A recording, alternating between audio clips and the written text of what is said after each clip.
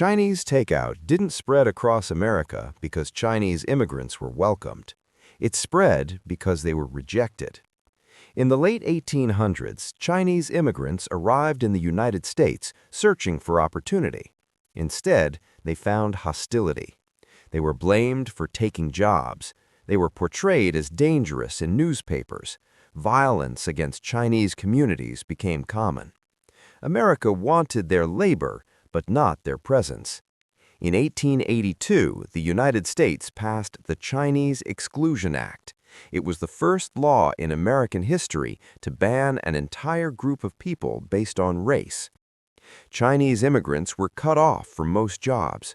Factories, unions, and offices were closed to them. They were pushed to the margins of American society. But survival demands adaptation. With few options left, many Chinese immigrants turned to food, not because it was easy, but because it was one of the only businesses they were allowed to run. Restaurants became more than workplaces. They became shelters. A Chinese restaurant offered visibility. Customers meant protection.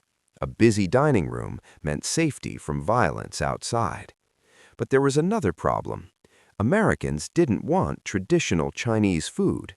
The flavors were unfamiliar. The ingredients were strange. So the food began to change. Recipes were simplified. Ingredients became local. Flavors were softened to match American tastes. What emerged wasn't authentic Chinese cuisine. It was something new. It was Chinese survival food.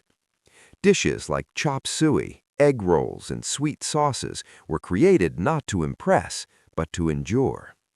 By the mid-1900s, Chinese restaurants were everywhere in America. Small towns, big cities, street corners, and shopping plazas. Chinese takeout was cheap, fast, and reliable. It became part of American daily life. And yet, the contradiction remained. America embraced the food long before it fully accepted the people who made it. Chinese takeout fed families, college students, night workers, and entire neighborhoods. But behind every white takeout box was a history of exclusion, resilience, and adaptation. This food didn't conquer America, it survived it. And every time we open a takeout box, we're holding a piece of American history that was born from struggle and sustained by resilience.